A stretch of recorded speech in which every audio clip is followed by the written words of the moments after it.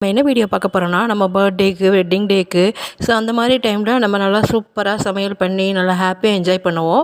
But இன்றைக்கி என்ன டேயில் நாங்கள் இந்த மாதிரி சமையல் பண்ணியிருக்கோம் அப்படின்னா, இன்றைக்கி காமராஜர் ஐயாவோட பர்த்டே. அதனால் நம்ம இன்றைக்கி டிஃப்ரெண்ட்டாக நம்ம நல்லா சமையல் பண்ணி நம்ம என்ஜாய் பண்ணலாமே.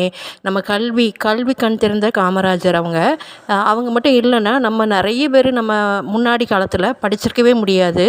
அவங்க நிறைய அந்த சாப்பாடுலாம் போட்டு பிள்ளைங்க படிக்க வரணும்னு சொல்கிறதுக்காகவே சாப்பாடெலாம் போட்டு ஸ்கூலுக்கு வர வச்சு படிக்க வச்சவங்க. அவங்க பிறந்தநாளில் நம்மளும் நல்லா ஜாலியாக என்ஜாய் பண்ணலான்னு சொல்லிட்டு தான் இன்றைக்கி சூப்பரான ஒரு ஃபுட் மெனு ரெடி பண்ணியிருக்கோம். என்ன அப்படின்னா, நல்லா மட்டன் குழம்பு, ரசம், வடித்த சாப்பாடு, அப்புறம் மாம்பழம், பப்பாளி பழம், அப்புறம் காளானும் உருளைக்கிழங்கும் போட்டு ஒரு ஃப்ரை சூப்பராக இருந்தது. கண்டிப்பாக நான் ரெசிபி இதில் ஷேர் பண்ணுறேன். ரொம்ப சூப்பராக இருந்தது. நீங்கள் வெறுமனே காளான் மட்டும் போட்டு ஃப்ரை பண்ணுறதை விட உருளைக்கிழங்கு ஆட் பண்ணும்போது அதோட டேஸ்ட்டும் நல்லா இருக்குது, நல்லா கிறிஸ்பியாக இருக்குது. இது எப்படி பண்ணலான்னு சொல்லி நான் சொல்கிறேன்.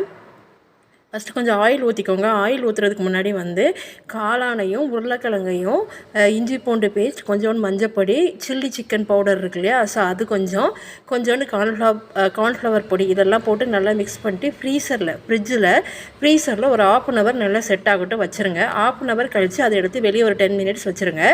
வச்சதுக்கப்புறம் நீங்கள் ஆயில் ஊற்றி அதை நம்ம கலந்து வச்சுருக்கோம் இல்லையா காளானையும் உருளைக்கிழங்கையும், அதை போட்டு நல்லா மூடிட்டு ஒரு 10 நிமிஷம் மூடிட்டு திரும்ப ஓப்பன் பண்ணி லைட்டாக அதை திரும்ப பரட்டி போட்டுட்டு மறுபடியும் மூடிட்டு ஒரு 5 minutes கழிச்சு எடுத்திங்கன்னா சூப்பரான உங்களுக்கு காளான் உருளைக்கிழங்கு ஃப்ரை சூப்பராக ரெடி ஆயிரும். எத்தனை பேர் மட்டன் குழம்புக்கு நல்லா மட்டன் குழம்பு ஏற்கனவே தாளித்து தான் நீங்கள் போட்டிருப்பீங்க, செஞ்சுருப்பீங்க.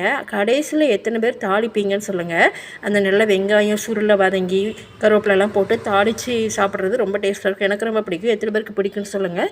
அப்புறம் சாப்பாடை எத்தனை பேர் இந்த மாதிரி பொடியை வச்சு சாப்பிடுவீங்கன்னு சொல்லுங்கள். பொடியை வைக்கிறது அப்படின்னா, சாப்பாடு நல்லா வடித்ததுக்கப்புறவு அதில் எக்ஸஸ் வாட்டர் இருக்கும்ல, அதை நீங்கள் இதில் வச்சிங்கன்னா பொடியை வைக்கிறது இதுதான்.